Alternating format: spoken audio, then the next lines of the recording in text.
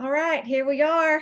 We are, Good morning. good morning. We're here with Ronda Wells today. Rhonda is an author friend of mine online. We've never met in person, but we're still friends, virtual friends. As many of you, I'm sure, are having lots of virtual friends over the last Oh, year. yeah, actually, this year especially. Yes. So I'm going to just give you a minute to introduce yourself, Rhonda, before we get into the questions. All right. Well, I'm Dr. Ronda Wells. I'm a physician. I'm a mom, wife, grandma, all of the above. Grandmother to a cat who currently resides with us because our daughter is now living back with us. Okay.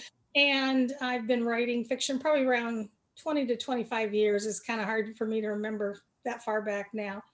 And I got interested in it because I made the fatal mistake of reading a New York Times best-selling romance at the hospital one time, and it was so bad. I said, literally, I could write a book better than this.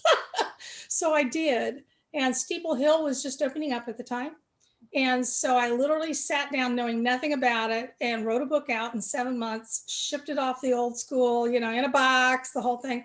Didn't hear anything for a year, which was kind of funny, but I think they actually lost the manuscript because I finally sent, I kid you not, a manuscript wanted ad to Steeple Hill. It had about 4 lines and it came back the following week with Wow. actually a very nice rejection letter. And I was such a newbie, I didn't realize that the editor actually, they just didn't like that storyline, but she wanted to see if I had anything else, which of course I did. I had all kinds of ideas. And so I just threw the letter in a drawer, didn't find it for like 13 years later, over a decade later, pulled it out and thought, oh, she asked for something else. Wow. So, okay, all right. So it wasn't as much of a failure as I thought. Yeah. Well, that's amazing. Yeah, yeah, Here you are now still writing. And yeah, yeah. so tell me a little bit about what you're writing right now and what's happening with that. Right now, I have just submitted a book called Harvest of Hope, which is ironically that one I wrote for Steeple Hill. I went back and rewrote it, retooled it, fixed some problems, some plot problems. It's a much better book. I'll admit that. There's no question about it. And then I submitted it to the Genesis last year with ACFW, and it was a semifinalist. And I got some really good feedback on that. So I thought, well, maybe this is worth trying. So I started sending it out, and Hallmark took a long time to reject it, which was encouraging. And I sent it back to Steeple Hill, but they still didn't like that particular plot angle for their readers. And so right now it's with another publisher, Lighthouse Publishing of the Carolinas, and I'm waiting to hear on that. And I'm going ahead and writing the next book in the series, which is Harvest of Faith. Yeah, good So, for you. That's yeah. exciting. So the title of your book, Harvest of Hope, Yes. goes right along with my theme and I noticed. inspiring readers through Yeah. hope-filled fiction. So I loved it. I looked at that and I thought, oh, that should have been my tagline. so tell me a little bit about how you incorporate hope in your writing and in the stories you're putting out there. Like I said, I'm a preacher's kid, so I can sermonize with the best of them. And I really have to watch that I don't end up sermonizing. So I try to use circumstances that people find themselves in. I really do think we draw people to Christ by our behavior and our action and our lives better than just sitting down and didactically trying to preach to someone at work, hey, do you know, that kind of thing. I think I've had that commented on several times that one person in particular said, how is it you're so happy all the time?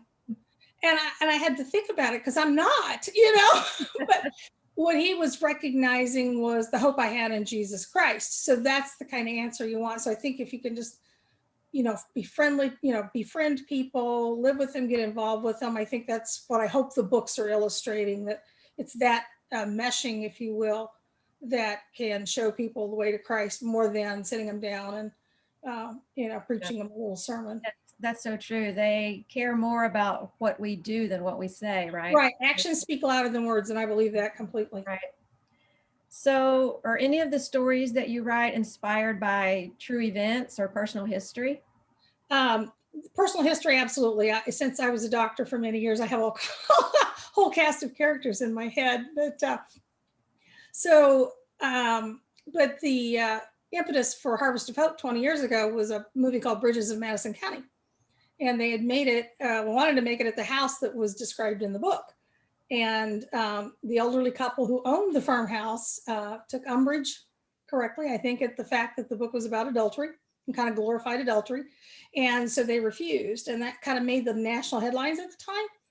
And so, they just chose another house. That's what Hollywood does. So, but it got me to thinking, what if, it's always that what if in your brain, the guy sent from Hollywood, the person sent from Hollywood falls in love with the homeowner. So, and that's where it came from. So Okay. That's cool. I love that story. we'll see. I don't know. So what about research? How long do you spend researching a book? Do you research before you start writing or as you go?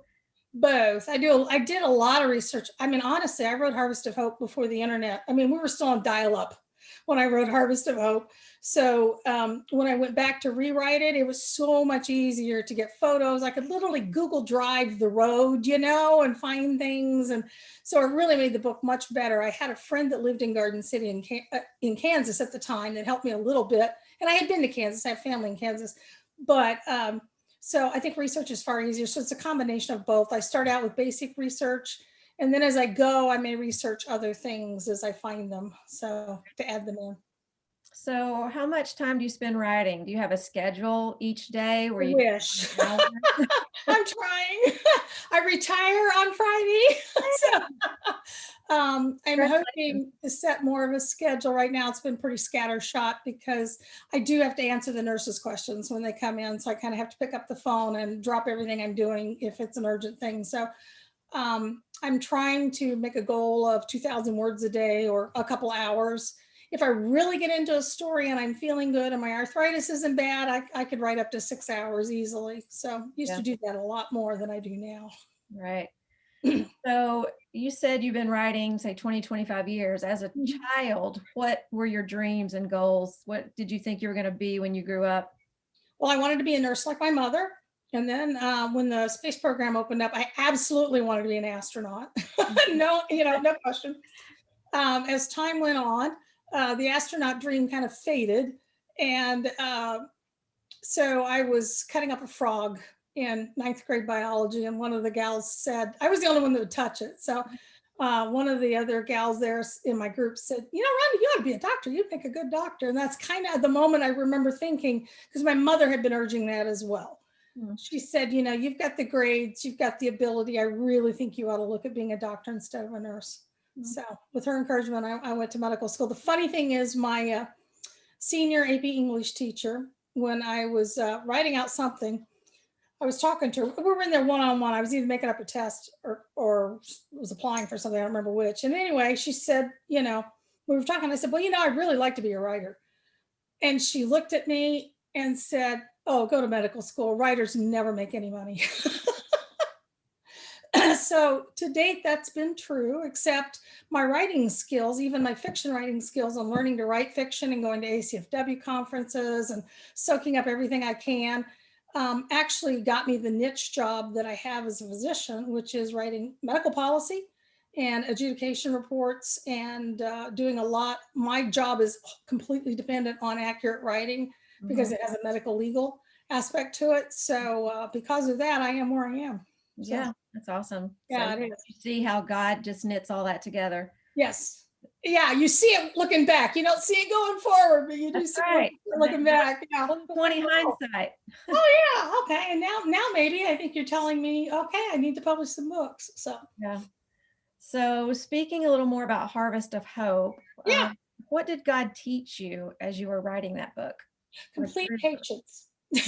And I noticed your post today on Marathon. It was like about has God taught you patience? I said 20 years of patience on that book of waiting. Because I wrote a medical thriller and it actually went to 3 or 4 houses to committee.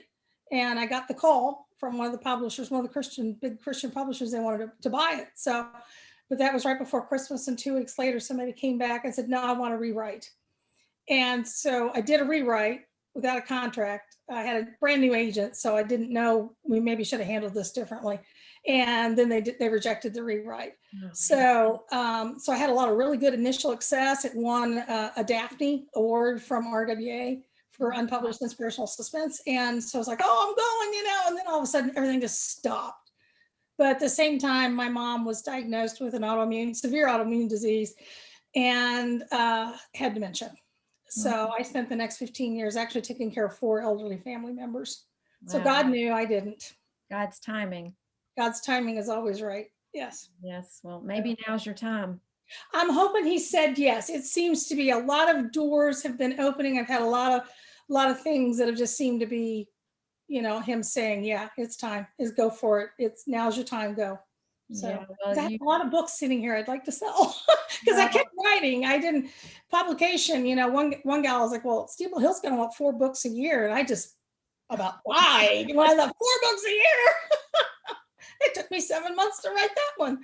yeah. So yeah, I realized at that point I couldn't get on that treadmill.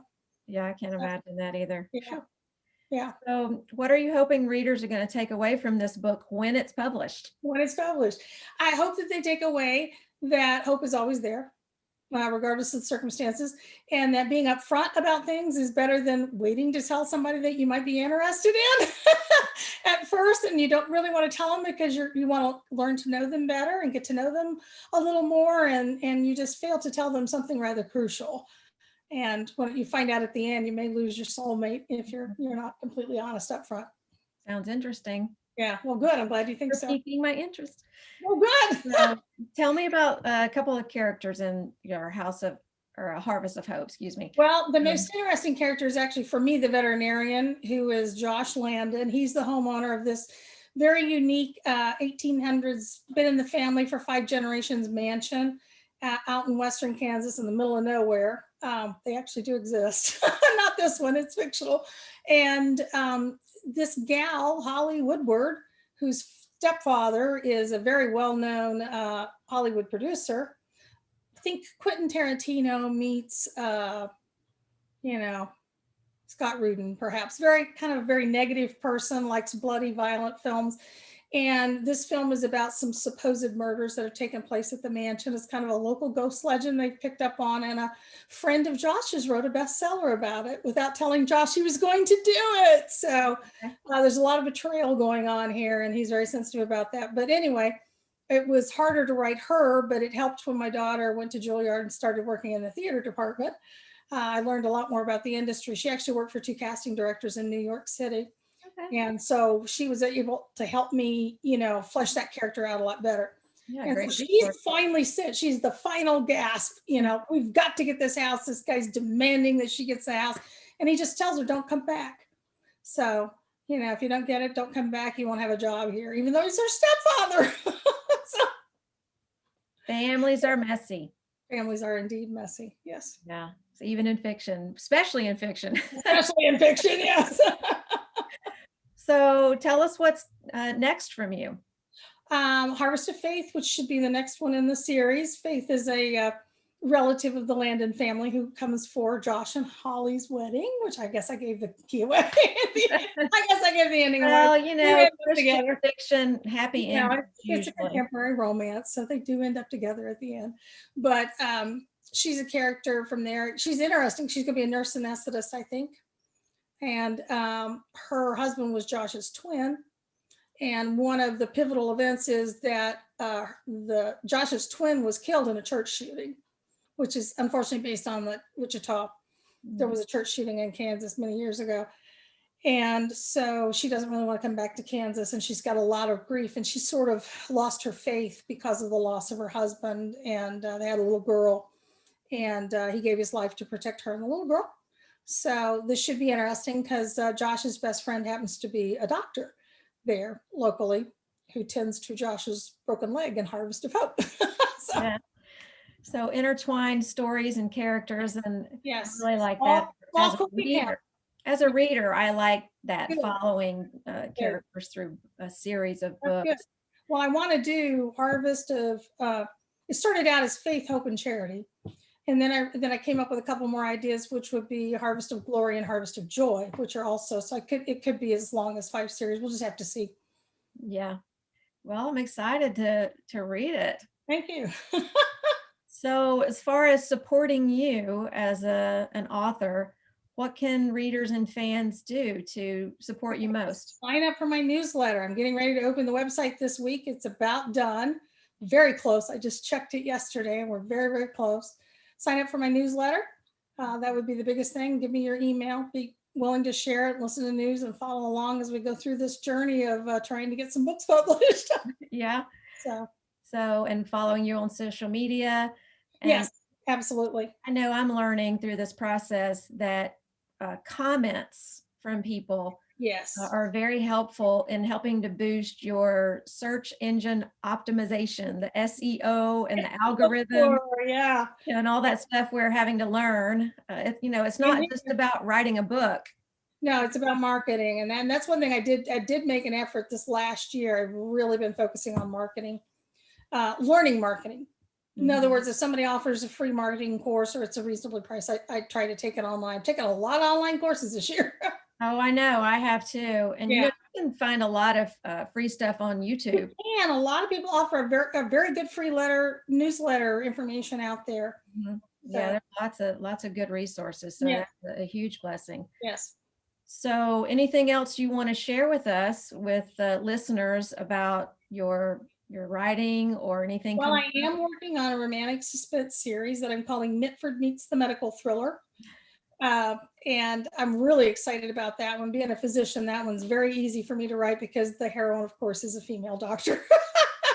And she's probably going to partner up with a Indiana State Police detective, kind of think more like a Hallmark series, movies and mysteries kind of thing. But I have several what I think are really good ideas for that series set in That's Southern Indiana. awesome. So your brain is always just Always spinning, going, yes, thinking of the always going. stories.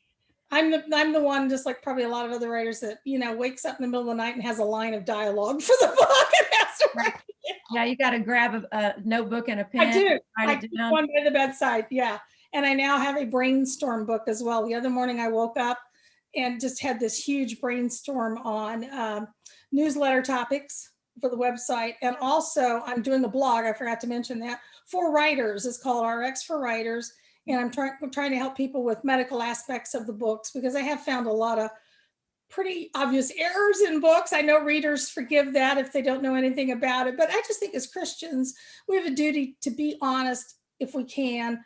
If you're not a doctor, I don't blame you for not that. But if you're writing about something like, say, leukemia, you should get the major things right about that. Right. So, Right. I'm glad you brought that up. I think that's going to be a great resource oh, good, good, for writers, and I'm including myself in that. So, good. Well, the first blog is titled "The Chill of It All," and it's going to be about hypothermia. So I'm going to try to come up with some funny titles for all the little various topics. And I did apply to teach a class at Kentucky Writers okay. in June about this, called Novel Malpractice. So we'll see. I haven't heard yet if I'll be one of the presenters or not. So Yeah, that's so cool because that's something so unique and yeah. so different that you don't really find. I think you found a great niche with Oh, that. good. I hope so. I'm good I, at finding niches I usually, think it's going to be and the successful. ones in the florist that tricked me with my ankle. But so anyway, we'll see. But yeah, I enjoy it. I've helped a lot of writers. I've helped about. I'm actually credited in about 20 different books. People, Denise Hunter, Chris Billerbeck, a lot of people I've helped over the years. They've asked me questions and I've tried to help them. And it's different because I think like a writer. I'm Hmm. a physician, but I also think like a writer. So I kind of know what hole they're writing themselves into because I've been there. So Right. Well, I'm going to be emailing you okay, good. Excellent. No some problem. questions that I have I would be in happy to answer them. my books that I You have can be going. my next blog. Right. You'll be saying this poor girl needs help. No, actually, I did Haley Wright, who's an aspiring ACFW. She's in college. She's my first blog because she had some questions about hypothermia. So send away. Yeah. Okay. I'm going to. Good. All right. Well, I just want to thank you for joining me today Thank and you doing for this doing this. interview. I've enjoyed talking to you so much. Yeah. Hope And we get to meet in person someday. I know, me too, but maybe at a conference. I hope so. I'd like to make it to Blue Ridge sometimes. I've always wanted to go to the Blue Ridge I'm Conference. hoping to go to Blue Ridge this year, but If I get a vaccine, I will be at Blue Ridge. we'll see. So, All right. Well, okay. looking forward to talking to you again in the future. And thanks Okay. again. Blessings Take to you care. on the writing. You too, as well. Thanks. Take care.